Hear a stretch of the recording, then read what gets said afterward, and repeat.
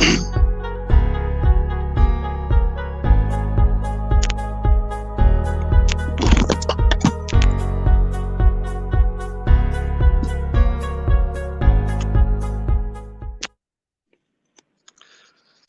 morning. Morning, Kath. How are you doing? I'm good, thank you. How are you?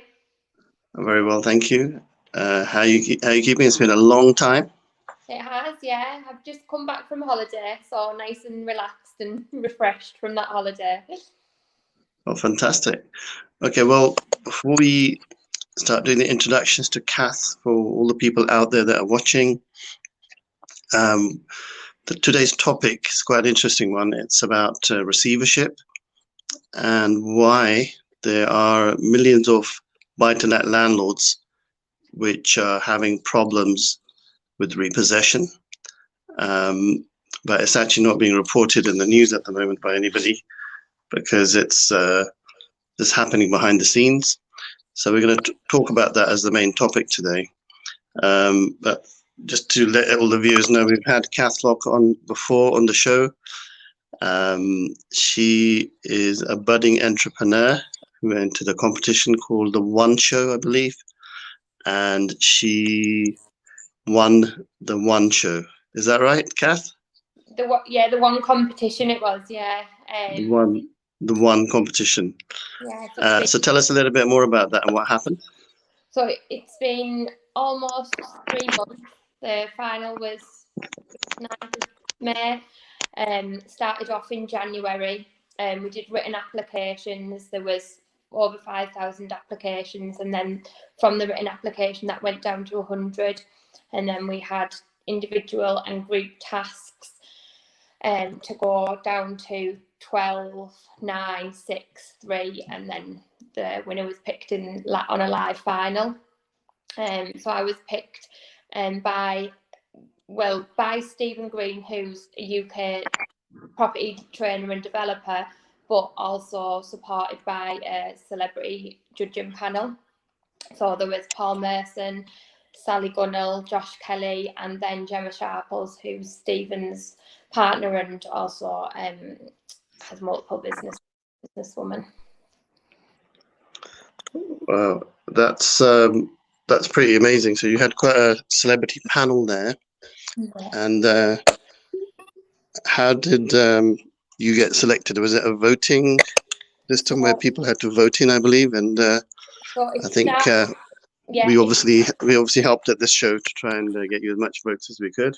Yeah, so the top 3 went to a vote, and from that vote, 2 went through, and then we did like a pitch to the panel, and then from that pitch, each of the celebrity judges selected one person, and I'm happy to say they all selected me, so that was really good because then Stephen had the overall casting vote, and then he also obviously picked me as the winner. Okay, so now that you won, so what happened? Did you get money or lots of gifts? And I think it was meant to help you become a millionaire. Is that right? Yeah. So mentorship from Stephen Green. So I started off. I've done lots of training. Obviously, I still am new to this area. So I started off with lots of online training, some face-to-face training. I've joined Gemma Sharple's business mentorship, which is over a year period, and you have like kind of 6 meetups over the year, and we have Zoom meetings as well every couple of weeks to kind of check in on how we're doing with that. And then property training with Stephen. I've got his elite property training in September, which is a full 7 days, and that's kind of, I've already done the 3-day advanced, and this is kind of the next step up. So it's the higher level of training to do next month. We've set up a business partnership. So me and Stephen are directors of our company, which is Property One Partners. Ready to move forward with that one. So obviously I've completed all the training and I'm ready to kind of move forward. So it's been really good. And how will it work? So will it be a case that with the One Show, they'll also be helping getting the funding? or do you have to provide the funding yourself for projects, or how will that work? So we're working together to try and get like private investors on to kind of joint venture with us as part of the projects that we're going to be doing. We haven't actually got a project in mind yet, because I want to kind of focus on developing myself, doing all the training first. And obviously Stephen said that would be a good idea. So we've set up the company as kind of the A shareholders, but we'll be looking for investors to come on board with us. To once we've got the project in mind, we're going to do kind of a presentation. We've got an investor pack that we're kind of we're setting up at the moment, and then investors will come on board with us for us to kind of manage the project and them to also benefit from that. Wow. And what sort of projects are you looking at? Are you looking to buy and hold, buy and sell, or commercial, residential, or is it going to be cash generation through rent to rent or service accommodation, or is it just going to be on a project by project basis and whatever comes? We've been talking about like buying to hold and like more large commercial properties. I've got a property just with my husband in like single buy to let, so I'm still going to continue with that as well. I quit my job when I won the competition. I was an occupational therapist, but just doing the competition showed me that it was quite difficult to have the competition, hold a job, family. So I wanted to take the opportunity and just concentrate on that. So, but I'm hoping that a little bit. Sorry to interrupt. I think we've got another gentleman called Michael on the show as well. Is that somebody you know? I think he might have a question. Michael Lyman or something. Do you know him? No, I don't think so. He's come on the show, so just wondering, should we get him on? I think just wondering who it is. Actually, let's have a quick check. 1 second. Morning, Michael. Good morning, Lakhi. How you doing? Good, good. Did you have a question for Kath Locke? No, I was invited on to talk about marketing. So fantastic. So I think we've got two guests on today, so that's really good. Hi, Kath. How you doing? And Michael Leventa. What's happened is our guest today, our host today, Vijay Sal, is had to fly off somewhere. He's on the usual helicopter trips. So he's let me host today, which normally he's the host and I'm normally the guest. Okay. So it's all role reversal today. So just to introduce you, I think you might have saw the beginning parts, Michael. Kath Locke is a budding entrepreneur who's just won a show called the One Competition. And actually, this is very interesting that you're on, actually, because if you're an expert in marketing, Stephen Green, the gentleman that set up the show, he's quite well known in the property industry as a property trainer and runs his own sort of property portfolio. So they've used the show as a sort of marketing technique to reach out in that area and UK wide. So how many people actually, from a marketing point of view, it's a fantastic marketing coup for them, because they've managed to get at least two of the contestants that were on that show, or on our, on this, hosted on here as well. Was it Emma, the other lady that was on, Kath? Sarah, that's right. It was a little while back now. I'd forgotten all the names. So what sort of marketing exposure did they get? And we'll come on to Michael and what he does in a second. So, even just the initial applications, there was 5,000 people there that probably then watched the show through, then kind of receiving Stephen's emails and marketing. And then from the top 12, I know that there was people, I've been on this show, I've had another 2 interviews and podcasts. We also, myself and Sarah, we got on ITV News. I know it wasn't massively about the competition, but people kind of seen us on there and then started to follow what we were doing in the competition.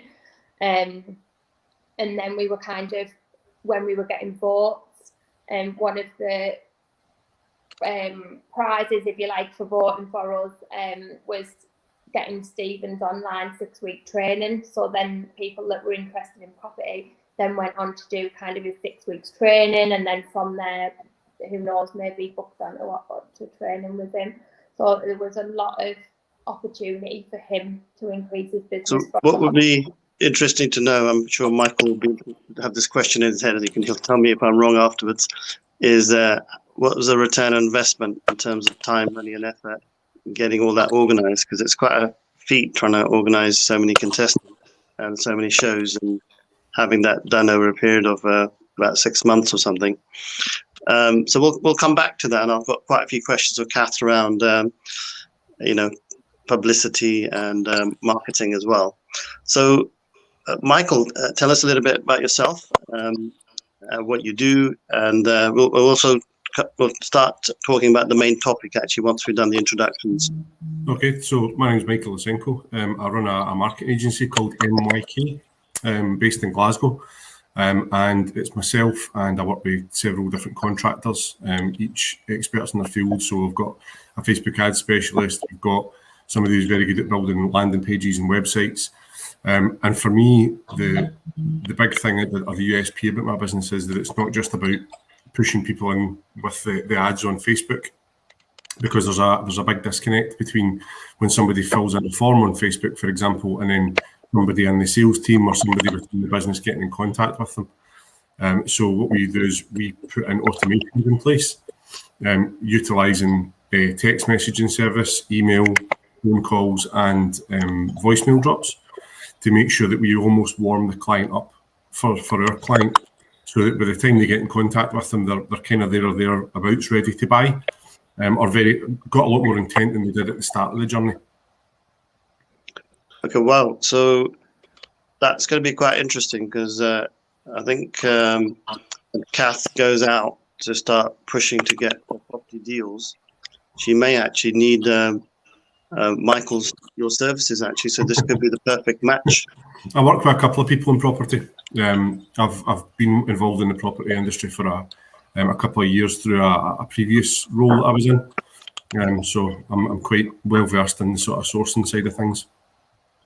Well, fantastic. Well, we've got a very good panel today. So a lot of you budding entrepreneurs out there who are involved in social media or want to know more, then you've got one person who's like attending every single property training course that exists, Kath Locke, and we've got Michael here, who's pretty much, let's say, an expert in getting in lead. Was it right to call it lead generation? Yes, as a formal lead generation, but it kind of goes one step above, because your traditional lead generation will get you names and phone numbers, and then it's up to you as the business owner to then go and contact them. Whereas what our software does is it actually warms the customer up for you, so you can jump on the lead the second that they inquire, or we can do it for you. So I'm not sure whether we can ask this a question, but how does one go about sort of taking all the services, and how does it how much does it typically cost? Do they pay you an upfront fee and you get them results, and then they pay you another fee, a retainer, or does it work? Do people work on a results basis as well, and a part retainer? What's the general? It's basically it's just a monthly retainer. So your first month is a setup fee, because it takes typically 3 to 4 weeks to set up a campaign, and the fee itself will depend on how involved you want to be. If you just want to run a basic Facebook campaign, it'll be a lot less than if you're running all the automations and you're doing the like an email chain, and we're creating PDF lead magnets and things like that for you as well. So it just depends on the scale of the campaign. So can you give us a quick case study of let's just say somebody pays you X amount of money, what the typical time cost is, and then cost to return ratio. So it just gives it so people can realize how. It's unfortunately, because it's marketing, it's very difficult to give you an exact figure, because marketing is marketing at the end of the day. What we can guarantee is that, unlike other agencies, we're And for example, if it's a Facebook ads campaign, we're in the campaign constantly. And by constantly, I mean every few hours, tweaking and testing and making sure that everything's working appropriately.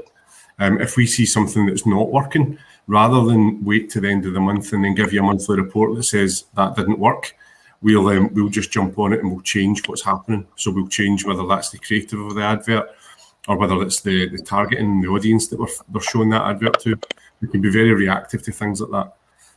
Whereas your kind of bigger agencies that do charge thousands and thousands of pounds a month, they tend to be a bit slower in reacting to things like that. Wow. So in the property industry, is it people, I suppose it's presumably property sources or property investors looking for deals? Yeah. And they're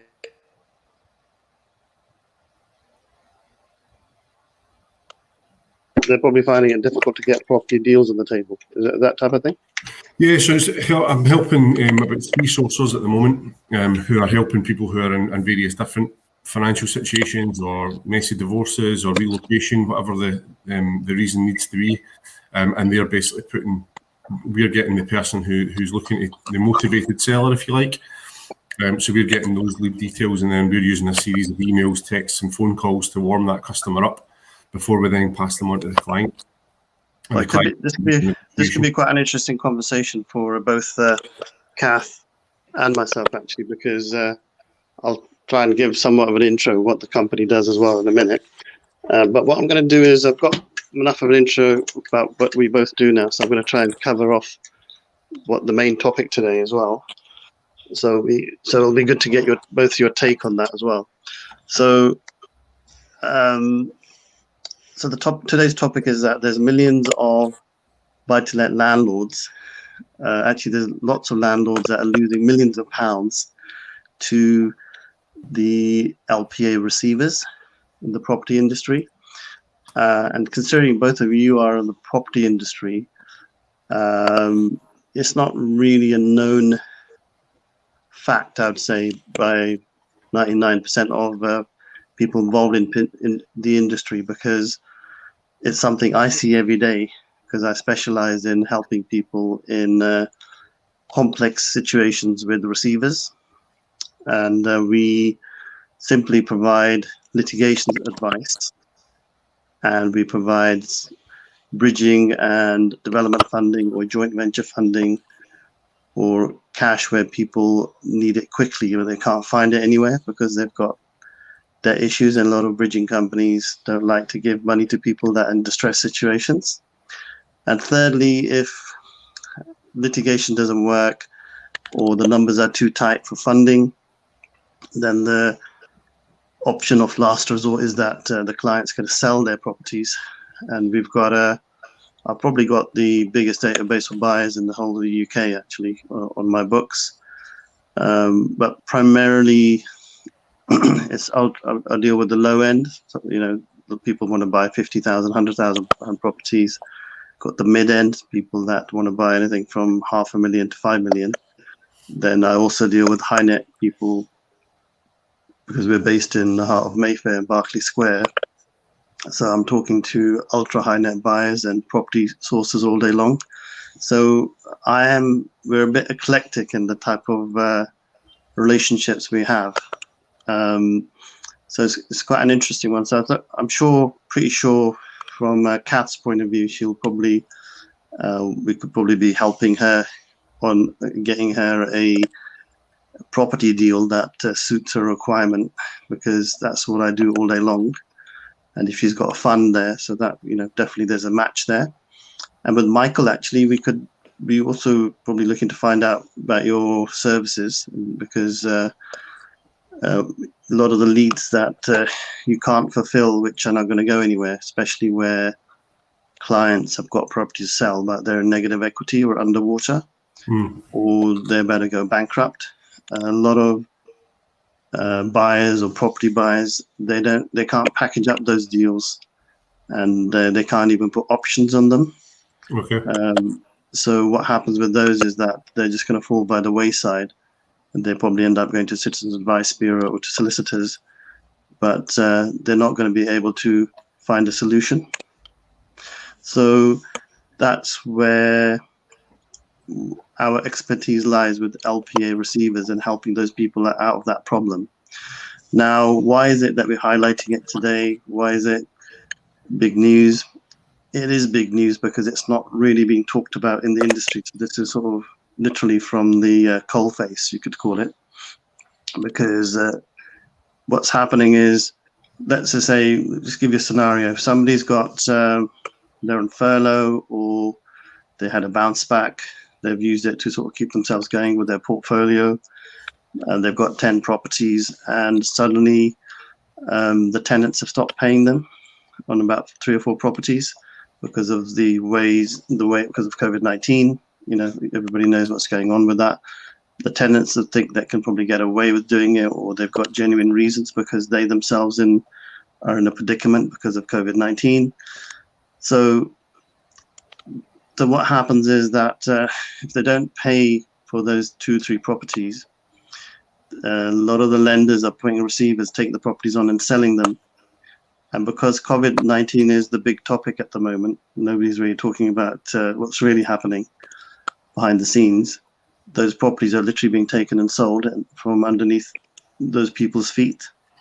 And that's what I'm sort of seeing quite a lot at the moment. So, and I presume it's actually happening on a mass scale, because we are just getting calls from minimum SEO, minimum marketing, and just people calling us through, just finding us from these type of YouTube videos, this sort of StreamYard videos that we've got from the Fixer and from the Facebook group.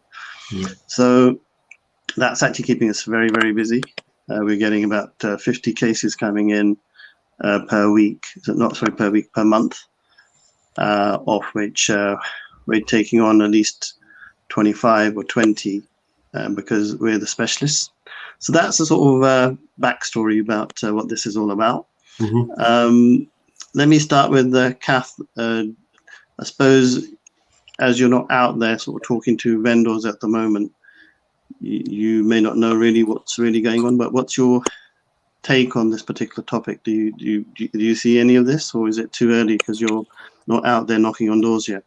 I have done some viewings, and I'm kind of looking on like Rightmove and things like that, and you're seeing a lot of properties sold with a sitting tenant, and for all the reasons that you've just said, I'm always quite cautious about taking on a property with a sitting tenant that I haven't looked into myself. I don't know anything about. I don't know what's happened, and all the reasons that you've just said. Is the tenant paying? Is that what is the reason why the landlord is now selling? So I haven't looked at it in depth, but everything what you've just said then is making me realise that's probably why I'm seeing so many properties that are being sold with a sitting tenant. And yeah, I think myself, I am quite cautious about taking on them properties. I would rather do my own kind of checks on the tenant and who I'm having in my property, and especially if they're then putting them up for sale. Is that the reason why for everything what you've just said there?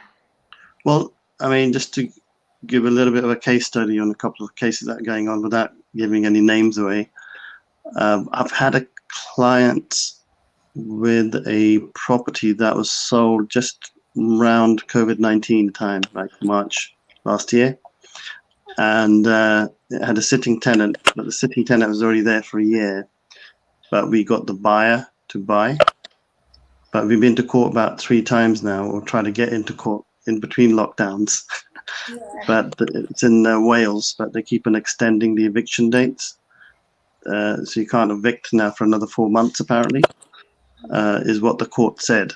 So we've got a sitting tenant there who's basically just feeding off the landlord. And the landlord is quite a complicated portfolio of events. So if they'd paid it off, they would have probably got themselves out of a slight predicament they were in, because they had quite a few negative equity properties. But now that this particular property is stuck, it's put a spanner in the works, and they're likely to lose about £100,000. Probably actually more like £200,000 because of that one property actually being stuck. So what we what we've been doing is actually looking at all the different angles, but we managed to get them a buyer that was actually happy to buy with the sitting tenant, and take it through with the proviso that all the paperwork was in place for them to be evicted. So that was one quick case study for you. And the other quick case study is that we've got another property that's actually happening at the moment. Can't say where exactly. It's a very sensitive situation. Let's just say it's in, for the moment, it's in the Dorset area, let's say, not too far from London. And it's got sitting tenants in there. But we've actually, first the landlord said they wanted to buy them with the sitting tenants. And then I think they changed their mind because I think they just didn't really want to take the risk, like Kath's saying. So there's two schools of thought. But me personally, I wouldn't really want sitting tenants in a property because you don't really know the exact situation. So if I did want to take on sitting tenants, what I would do personally is actually go and meet with the tenants and verify all the information, and also meet with the landlord and just check, or if it's an agent, check with them and visit the property with the tenants in there, do the DD on the tenants. And if I thought everything was okay, then I would actually consider it. But it's probably easier to just have, if you know that it's a good rental demand in the area anyway, and you can get good tenants, it's probably better to start from a clean slate because you don't really know what baggage the property might have with those tenants. What's your thoughts, Michael? Have you seen anything? Because I don't work directly in property, it's more the marketing side of things, so I'm not privy to that. But what I have seen is that there's an awful lot of people who do need help because of COVID-19. There was a lot of people pre-COVID-19 who were struggling to pay their bills on 100% of their wage, and then all of a sudden they had to pay their bills on 80% of their wage when they were furloughed. So there definitely is an awful lot of people who are needing help. And there's an awful lot of good property sources out there that are doing it properly and doing it ethically, and making sure that they are helping the end user as well as the person looking to buy the property. Now, I mean, what the thought just sprung to mind, which is that we're the only sort of holistic service in the property industry. So we're not really interested in buying anybody's properties. We're actually literally like the NHS of the property industry. We basically somehow we get paid enough fees from one or two clients to actually keep the smaller ones going, if that makes sense. Yeah. Whereas the NHS doesn't have that. They just have to, if I had the King of Jordan or something as one of my clients, I might charge him £100,000, to deal with some sort of issue he's got, a technical issue, which we're known to sort of charge. We are known to charge like those sort of fees sometimes. We have charged a client up to £250,000 before, but we actually did save him £24 million. It sounds a bit crazy. I've got proofs for it. So I have done some very, I could probably write a book on the type of deals where we've saved people money. So the way we tend to work, Kath, Michael, is that we typically say to people, in fact, having a conversation with a 10-property landlord yesterday, and it's almost sort of pitching him for our services because I've got so much knowledge in the property industry. I could probably make people a lot of money for people. So I said to him, he goes, "Oh, what's the point of meeting? I've got all my properties sorted. I've got 10 properties, and I'm doing a couple of small developments. What is it that you can do for me?" I said, typically, I deal with clients who've got slightly technical problems. That doesn't look like you've got any problems, but it's worth meeting because for every £5,000 you pay me, worst case scenario, I'll save you 5,000. Best case scenario, I'll save you 5 times whatever you're paying me. But on average, for the last 15 years, it is probably about average saving is probably about 10 times what we get paid. So if you get paid 10,000, I probably have saved people about at least £100,000 for every £10,000 they've paid me. So that's what do you reckon, Michael? Do you think it's possible, or does it sound too good to be true? I think when you know what you're talking about and you're an expert in your field, and you can save people money like that, then a £10,000 fee sounds like a lot. If you said it's a £10,000 fee, but when you put it like that and you say, well, on average we save 10 times that, then it's a no-brainer. As long as you can do what you say you can do, then it makes no difference what the fee is. If you're going to save that kind of money, it's the same way I pay my accountant quite well, because my accountant saves me money. A good accountant should save you money; they shouldn't cost you money.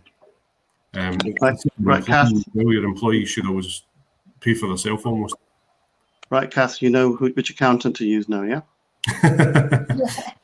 And get the details. I'll give you details, yeah. Exactly. There we go. Another good reason to be coming on the show.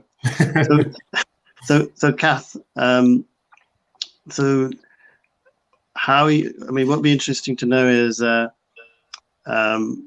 with people, somebody like Michael, who offers in some ways a very niche social media service, it actually can get results. Is that the type of thing you'll be looking to do? Because I'm going to try and help Michael close some business now. I think definitely in the future. One of the courses that I've done is around kind of Facebook advertising, but am I right? Is there been some changes recently?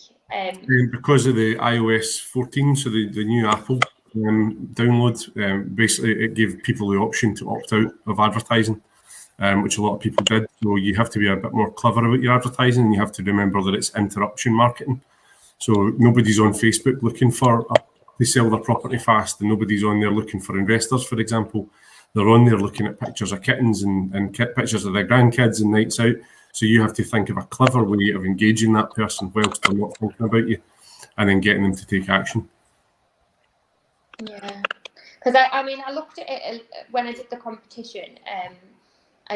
Before I did the competition, I literally had I didn't really use Facebook that much, and I had no knowledge. And then setting up my page and my group and stuff on Facebook and trying to looking at campaigns and stuff. And then since then, I've done a little bit of online training around Facebook advertising. But I think definitely in the future, when I'm starting to kind of build my business more, and I need what you were saying around not just the advertisement, but the warming them up, the conversion and things like that. I think that sounds like a really good service, because you can put your advert out there, can't you? And then think, well, I know how to put an advert out now, what do I do with it? And so it sounds like a really good service. Well, that's the thing. It's the big disconnect for me when I was working with different agencies and seeing what was happening was somebody, for example, takes action on your advert and fills the details in on your website at 4 o'clock in the morning. At that moment, whether you're awake or not, they're in buy-in mode. So they want an answer to their question, or they want a solution to their problem right there and then. If you don't engage with them via text or via messenger or email or whatever, that lead's gone. You as well put it in the bin. And the amount of people that I saw who were running lead generating campaigns on Facebook and then saying, about 80% of them didn't know why I was calling. And people started to question, is Facebook just sending me details of random people? But it wasn't. It's because they weren't being actioned straight away.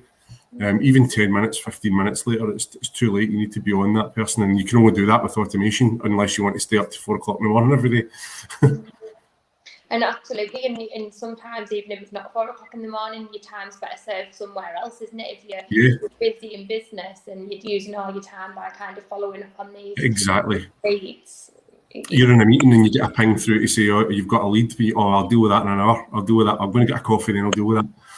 Whereas if you've got automation in place, it gets dealt with right there and then, and you don't have to worry about it. You get on with the day job, whilst we warm up the client for you. So basically, what Michael is saying, there isn't one Kath Locke. There's probably about 100 of you. Exactly. Yeah. So you just sort of they don't all look like you though. And they can't see you, but you can actually multiply you into hundreds of people, Kath. It's a bit scary, isn't it? And sometimes that's Can you imagine your kids when they wake up, they think, which one's my mum?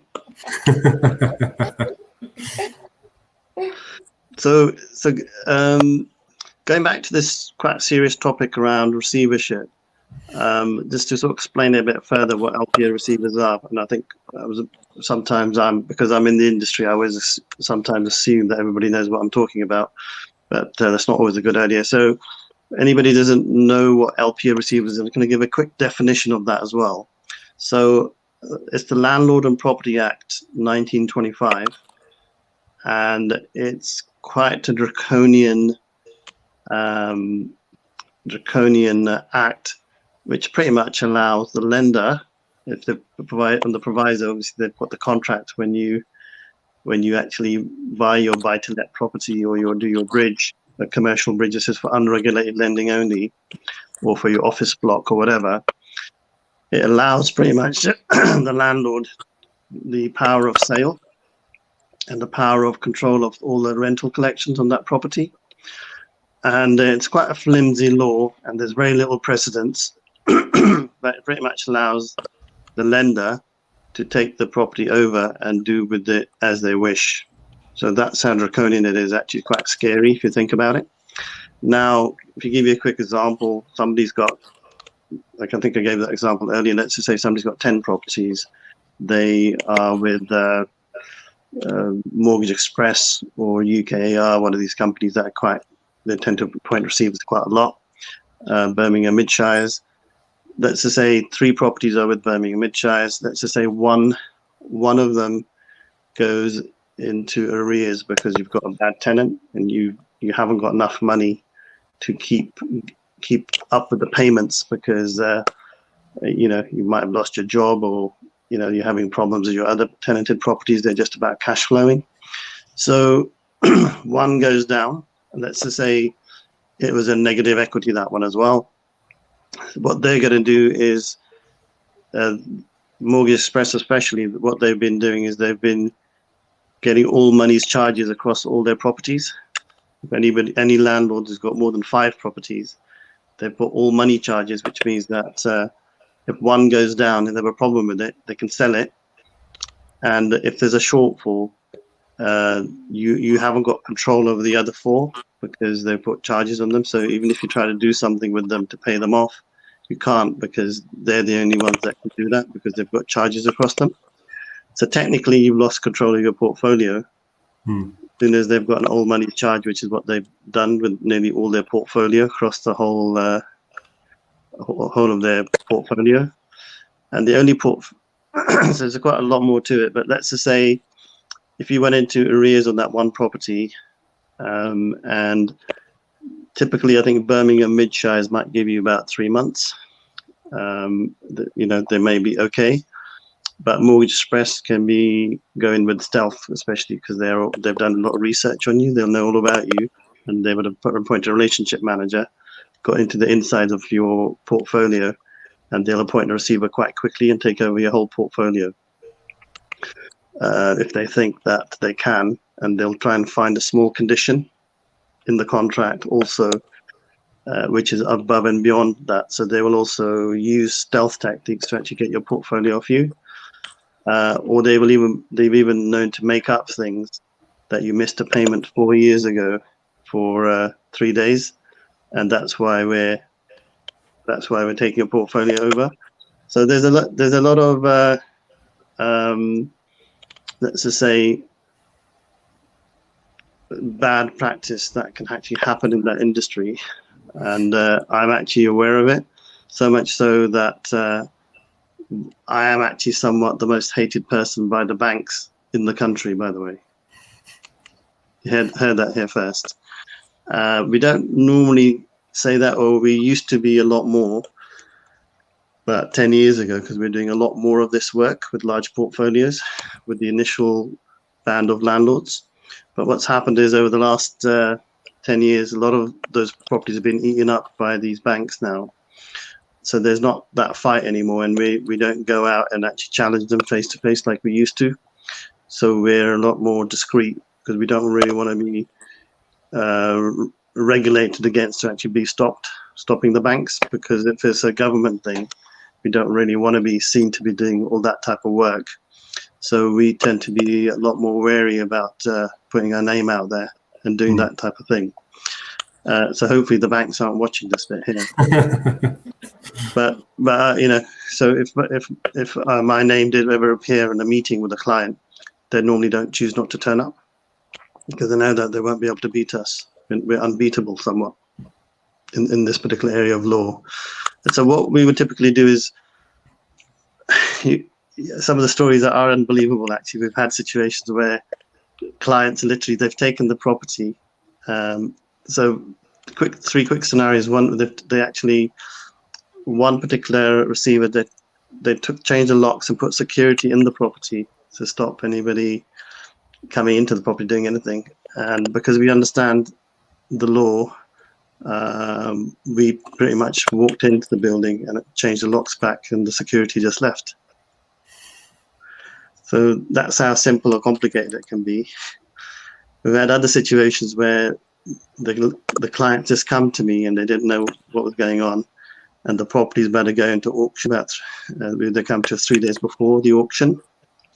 So we've managed to actually take it out of auction, actually get it refinanced out before the auction date. So we've had like really crazy situations, which probably make very good TV actually. And we were in discussions with a couple of TV companies about being, can't pay, we'll save it, or come up with a little slogan that's a bit more about people rather than about making money. Yeah. So anyway, we do quite a lot of things around property, helping people. And I think definitely why I was thinking, actually had a feeling about today's meeting is that we like to actually share and give, and I'm probably like a quite prolific networker. So and I think the reason that we're not really big out there is that we're almost like a social enterprise. I actually just enjoy going out and helping people, which is not really good business, but it's good mentally and as a peace of mind. I don't really, think about how much money I'm going to make. I just sort of think how many people can I help, which is terrible for business. That's why we have a lot of arguments in the company sometimes, because I always want to go out and just help people. But it's always about how do we make this commercial. So there's a sort of balance there. So what I'm going to try and do as a minimum is to try and get 3 leads for Kath today. In the next week, not today, for any business that I can help with or any contacts you need. But I think easily I can get you about 10 to 20 people that probably help you in your business, and Michael as well. I've already thought of about 10 people that I want to introduce Michael to. So I'm going to send you a quick list of them. Whether anything comes off them, I don't know, but I think they'll probably want to get you on their show, or they'll want to look at your potential service. In fact, I think we've actually got quite similar services that we're doing as Michael, in terms of which we're outsourcing to, but we're happy to talk to Michael as well and find out more about how he can assist some parts of our head of social media. Yeah, that'd be great. We're just literally restructuring all of that at the moment. So what I'd like to know is who's your ideal what's the word, referral, Kath? I think it depends. This is a bit like the Jim will fix it moment without the negative connotations, yeah? I've been, since winning the competition, I've been trying to do a lot of networking just to build in any area. But I found that even if, like on LinkedIn, you kind of link in with people or different Facebook groups, even if it's come to a point where we can't help each other in business, I've really enjoyed kind of just connecting with people in like a similar circle to me, like-minded people. That's been really good. Obviously, my kind of next big thing after I've done my training next week, as I was explaining at the beginning, is when we're going forward with our projects, we're going to be trying to look for investors to come in with us on the projects that will. Is that projects or projects? Well, with just doing the first one, I think like a commercial. Commercial, okay. Yeah. So what would be the ideal project? Would that be like office conversion into like residential, or what's your feeling at the moment in terms of what Stephen's advising you to do? Yeah, What are the so 2-3 key target areas? he's not really looking at conversions or anything at the minute. It's kind of like day one cash flow, so looking for properties that you can kind of strengthen the leases on, or without doing big building work. We're kind of talking about, like, I don't know if you've discussed it on the show, around the difficulties at the minute of the COVID impact on, you know, kind of supplies and building works. I think there's a lot of people that have found that at the moment. So we're looking at different options, and there's nothing kind of set in stone at the minute. But okay, well, as soon as you get your top three referral people, let me know. Yeah, well. And I'm sort of a bit relentless. I'm 24 hours. In fact, what happens is every day I feel younger. So I'm a bit like the Benjamin Button of Punjab. Yeah. So it's kind of weird, actually. So I don't know. I feel younger as I'm getting older. Oh, that's good. But in maybe not physically, unfortunately, but mentally. No, I think it's very early stages at the minute, and with me still going through doing the training and the setting up of the business, we're kind of then going to look at looking at the projects in more detail. Well, if I get anything that's really, I think it's sort of something good, then I can always pass it to you. You can have a little think about it. Definitely. So Michael, who's your ideal referral? It doesn't have to be one ideal person. referral. It could be anybody, like Donald Trump, or I don't know. I'm just thinking of some really interesting names, Modi, or To be honest, I like working with people who understand that they need, as well as the offline marketing and everything, they need online as well. The world's changed more so during COVID-19 than any other time. And I think people are now realising that even if you've got like a coffee shop, just a local coffee shop that sells hot rolls in the morning, you still need a website, you still need a social presence, and everybody needs to be building themselves a list. And it's as long as somebody's got a belief in that and they understand the importance of it. Online's it's not optional anymore. It has to be done for every business. You've got to have some sort of online presence because you need to be seen as the expert in your field. Give us a quick example of one of the best clients or a good case study that you've had in terms of what industry sector they're from and what you did and what sort of times return they managed to get, so just to give us an indication of the sort of KPIs or something. Probably the Julian McCrown is a car sales garage in Glasgow, and I originally came from car sales. I worked at Chemicals for a long time, and when I sat down with the owner and his wife, they didn't know anything about social media, and they didn't really know what they wanted me to do. They weren't sure if they wanted me to train them on how to do it, or if they wanted to do personal branding or business branding or adverts or what it was. And very quickly, through showing them around the Facebook ads and what we could do, we agreed that we were going to run a few ads and we would see how it goes. And we're spending, just on the ad spend, we're spending about £20 a day, and they're getting a minimum of five leads a day through that. And through those 5 leads, they're qualifying and dealing about 2 out of 5 of those. So, I mean, when you're talking about car sales, you're talking about these guys, they specialise in finance as well as the actual metal itself. So if you find a car that you can't get finance for, they'll help you get credit if you've got bad credit. So there's huge profits in finance as well as in the metal. So the return that they're seeing is phenomenal for £20 a day.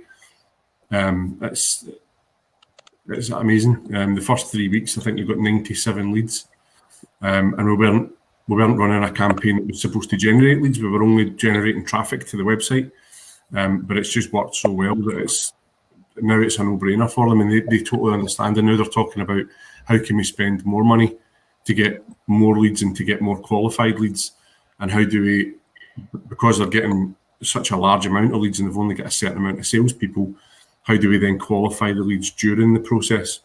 By the time they get to them, as I say, they're warmed up and they know exactly what they're doing.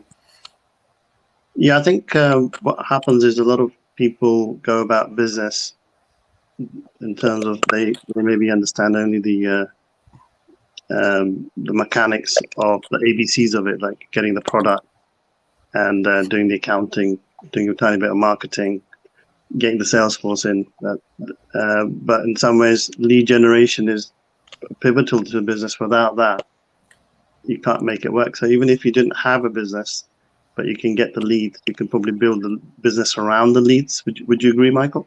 Yeah, no, absolutely. Because if you don't have any leads at all, if you don't have any marketing and you don't have any leads coming in, and you don't have any sales, and if you don't have any sales, you don't have a business. Like you say, you can know how to do the accounting and all that stuff, but if you don't know how to generate revenue, you don't have a business. It's like, from what you're saying, that it's not a cost, is it? I think people probably see marketing as a cost. It's an investment. Exactly. And it's costing you not to do it, from what you're saying. Well, that's it, yeah. Compared to the leads. Yeah. Well, I've got some quite interesting things that we're doing. And at the moment, I mean, we've got about 15 different sort of businesses that we're moving at different paces. But the one that I think we could definitely be talking to you about, I think, and I'll introduce you to the other director, I think Michael would be, we're launching a organization, an online business to compete against Rightmove and Purple Brick. Yep. So we're still in the process of actually doing the final name, but you'll hear it here first because it's not going to millions of people. It's called Move Rater. Move Rater, okay. Okay, and the idea will be a bit like TripAdvisor. So you can actually, sort of like a combination of TripAdvisor and Zoopla, but you could actually almost have credentials on the property that you're looking at. So for somebody like Kath, rather than having to do a lot of extra research, you'll be able to look at, what's the yield, what are the refurbishment costs on property, is it in good areas. So you almost have those indicators, almost like not quite the perfect analogies, but like a hygiene rating and also a star rating. And then you can work out really, whether it's the right property for your grandparents to move into, because they were looking for a small village where the post office is about at least a minute walk. So because they're elderly, they need something walking distance, and a grocery shop is about at least 2 minutes walk. And it's got to be a cottage because they don't, they haven't got, they can't climb stairs, and they need something that's easy to get to, and it's also got let's just say a local community. So if they ever need anybody to come round, pop round, you've got a lot of friendly people and lots of passers-by, etc. So it's not completely isolated. So those sort of things. Sorry? When can I move in? You're too young, Kath. You wouldn't be the right catchment. But anyway, so that would be like one segment, which is, let's say, elderly target market. Then could be somebody that's like Kath, who's looking for a property investment. So you could also have the potential return on investment is a high or something. So all of that's actually being developed at the moment. So we've already spent over £500,000 worth of time, money, and effort in developing over the last 2 years. So that's quite an interesting project we can discuss, I think, with Michael, from a certainly marketing point of view. And the really cool thing about it is that there's going to be no linkages with any SEO organizations. We're going to be completely independent of anybody because it's all going to be SEO orientated. Okay. So we're going to use React on Facebook, which is actually Facebook language. So we're going to use Facebook as a social media medium. Okay. It could actually be, we'll be innovators in the market. So that's actually quite interesting. And the other interesting thing we're also doing is we're setting up something called Rescue My Properties, which is already set up. We've been testing and trialing it for the last 10 years, which is helping people with the property problems and having associates around the country that can go and do that. So we've got a whole module for that, and we've got all the videos and everything ready. So that's like a social enterprise, helping people help themselves. I've actually got quite a low battery, so I'm actually gonna get pulled off now. So I'm gonna have to close up because my battery's about to go. Actually, I've actually lost my charger, so we're gonna have to unfortunately close off. So do you want to have a quick 2 seconds? I'm gonna have to close the show now, literally. So apologies, actually. No problem. Okay, thanks for having me on, Lakhi. And nice to meet you, Kath. Got my charger at work, actually, so one of those days. I wasn't realised I was hosting today. Okay, guys, thank you again. Thank you. Okay, speak to you soon. Bye. Bye.